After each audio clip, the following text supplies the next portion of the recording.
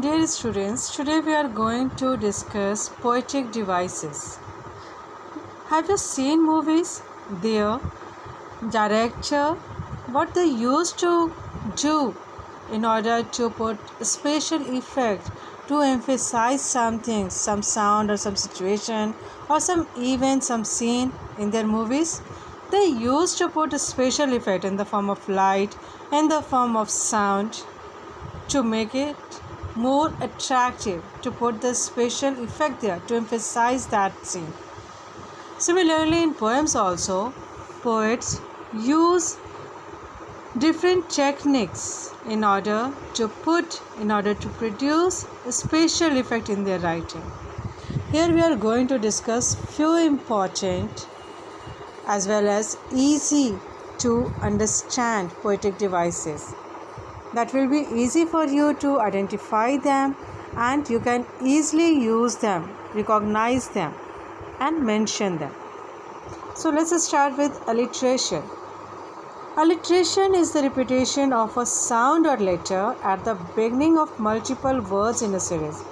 Remember here, because there are so many poetic devices where we will use repetition.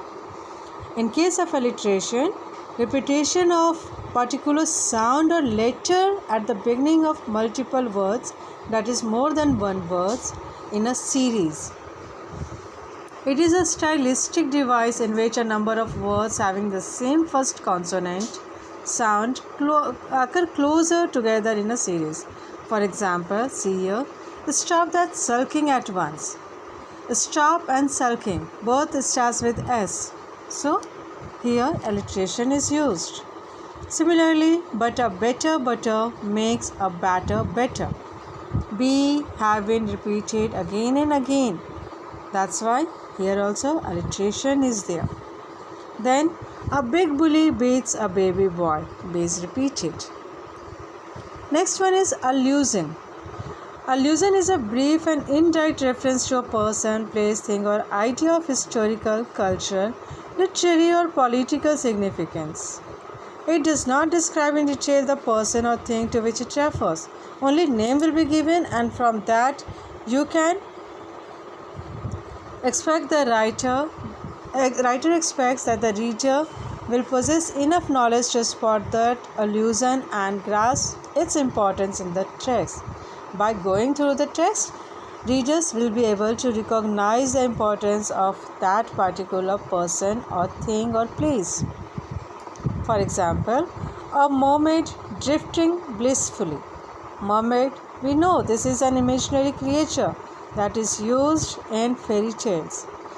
Similarly, don't act like a Romeo in front of her. Romeo, we know, it's a famous character in the drama of Shakespeare. Similarly, hey, guess who the new Newton of our school is?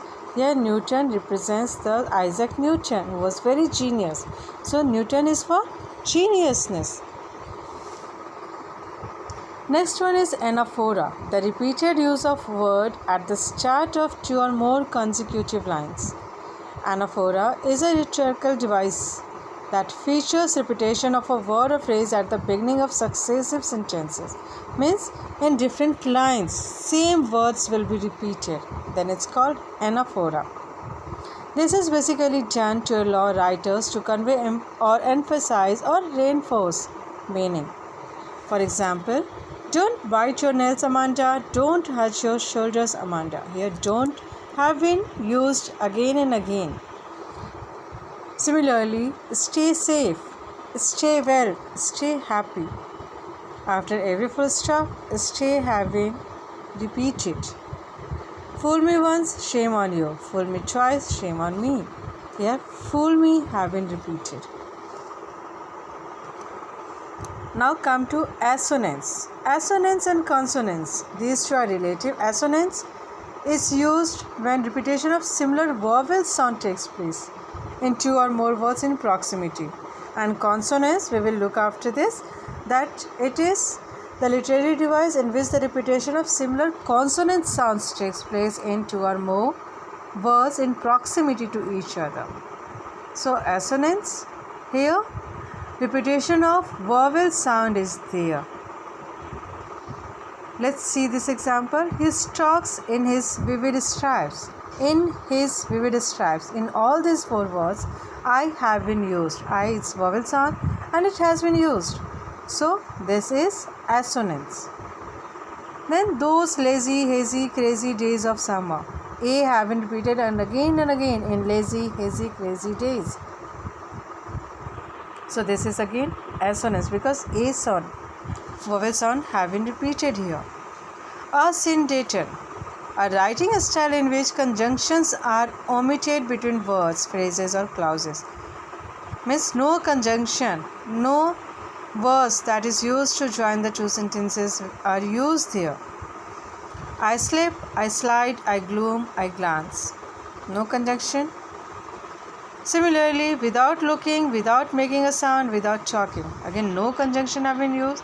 So these are examples of asyndeton. Then consonants, already I have said that here repetition of consonant sound is there. For example, he stalks in his vivid stripes. Stalks and stripes. S have been reused. S has been repeated. Similarly, the ship has sailed to the far off shore. S have been repeated again and S is consonant. Similarly, she ate 7 sandwiches on a sunny Sunday. S have been repeated and again. So this is also consonants, poetic device. Then enjambment. Enjambment when a sentence continues into 2 or more lines in a poem. Means without any punctuation mark, a sentence continues to the next line, then it is called enjambment. For example, he stalks in his vivid stripes the few strips of his cage. Here, 2 sentences have been continued. Similarly, when raindrops are exposed to sunlight, even colorless become vibrant. When raindrops are exposed to sunlight, first sentence is continued to the next one. Again, even after that, no conjunction is there. Even colorless become vibrant. So, these are the examples of enchantment. Then hyperbole. It is a Greek word meaning overcasting. So, this is used to exaggerate the thing. Now, how we can exaggerate? You must have heard a person saying, he is just as tall as a pole. Can you imagine a person will be as tall as a pole? Obviously not. But the person is exaggerating the things. Similarly, the minister told the guests that the couple's friendship was deeper than the sea and sweeter than honey. So this is only to exaggerate the thing. The blacksmith's hand was harder than the rock. The headmaster was omnipresent. Omnipresent is everywhere present, as he seemed to be all round the school all the time. Can a person be omnipresent? For God we are using omnipresent. But here this is to emphasize, this is to exaggerate the things. That headmaster is so much active that every time he is watchful, he is observing, and that's why such words have been used. Now come to imagery. Imagery means to use figurative language to represent objects, actions, or ideas in such a way that it appeals to our physical senses. Physical senses are touch, our hear, taste. You know what all our sensory organs are? Our vision. So, these are appealing to our sensory organs. The word imagery is associated with mental pictures. Means the word is written in such a way that either it's very beautiful, it looks beautiful, it is pleasant to hear, it is appearing that you are tasting it, it's just very nice, it's very soft to touch. So in this way imagery is used. Here see, he stalks in his vivid stripes the few steps of his cage. Now here in his vivid stripes, this is appealing to our eyes. Vivid stripes is looking beautiful. Similarly, it was dark and dim in the forest. Here, dark and dim. Again, it is presenting visual images. The children were screaming and shouting in the fields. Now, screaming and shouting. These are appealing to our ears, our auditory sense. So, in this way, whenever some imagination is put or something is put in the poem or in the literature that is appealing to our sense organs, then it is called imagery. Then metaphor. Metaphor is a figure of speech that makes a comparison between two unlike things. Two things that are completely different, and it helps us to compare them. As a literary device, metaphor creates implicit comparisons without the express use of like or as. This is similar. Why we have mentioned here like or as? Because like or as is used as comparison or used to compare in case of simile. This is metaphor. Here we are not going to use like or as, but comparison will be there between two unidentical things. Metaphor is means of asserting that two things are identical in comparison rather than just similar. For example, see here, he stalks in his vivid stripes the few steps of his cage. So he is moving. Tiger is moving in his vivid stripes. The few steps of his cage. So comparison is there. He is just walking few steps of his cage. He is walking. So comparison is there, stalks and steps. Then laughter is the best medicine. Here laughter is compared with medicine.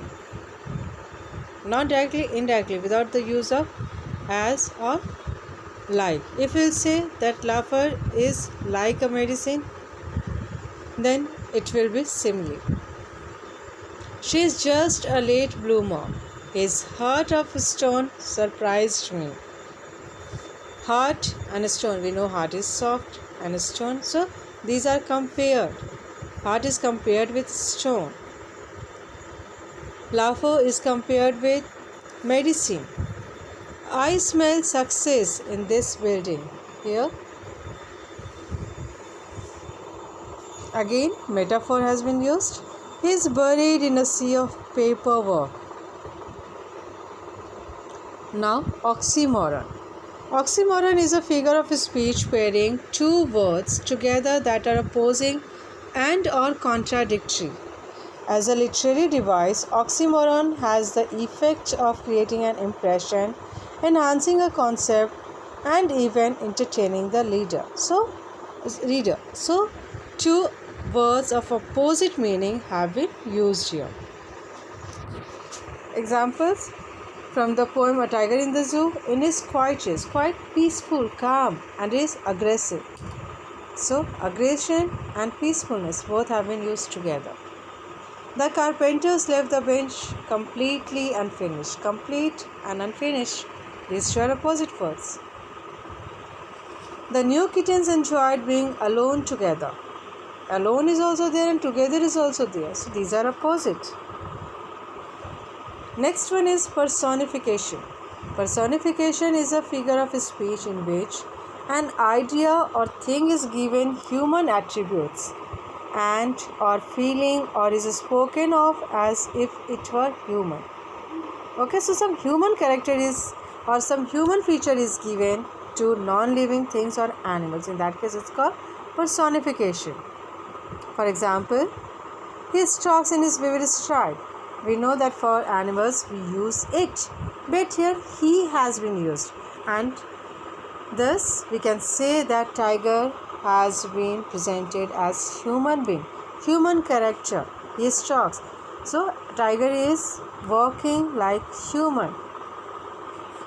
Human character has been given there to the tiger. Similarly, I like onions, but they don't like me. They don't like, they is for onions. Can you imagine that onions like or dislike anybody? No. So human liking is again the human characteristics, and this has been given to onions. So here again personification is done with onion. The sign on the door insulted my intelligence. My phone is not cooperating with me today. Not cooperation, it's the human characteristics and it's attributed to phone. That's why personification have been used here. Next one is repetition. Repetition is a literary device that involves intentionally using a word or phrase for effect two or more times in a speech or written work. Means in the same sentence, if a particular word or phrase is used again and again or more than one times within a close proximity of each other, then it is called repetition. Here is a sentence from the ball poem. What is the boy now who has lost his ball? What is he to do? What? In the second sentence, what has been repeated. So this is repetition. Similarly, get ready, get set, go. Get have been repeated again and again. So it's repetition. Home sweet home. Home have been repeated. Smile, smile, smile at your mind as often as possible. A smile have been repeated here. So these all are the examples of repetition. Now this is the last one, simile, that I am discussing here. A simile is a figure of speech in which two essentially dissimilar objects or concepts are expressly compared with one another through the use of like or as. This is the difference between metaphor and simile. In metaphor, no like or as will be used, but here like or as is used to compare. For example, see here, he lifted his head from his drinking as cattle do. In this poem, this is from the poem Snake, and here we have seen that a snake is compared with cattle by using as. Fight like cats and dogs. Then like is used here, so again it's simile. Sparkle like diamonds, chicks like roses. So like and as is used as comparison, then it's called simile. Poetic devices used here will be simile. I hope you all have understood this all because it's easy to recognize in the sentence.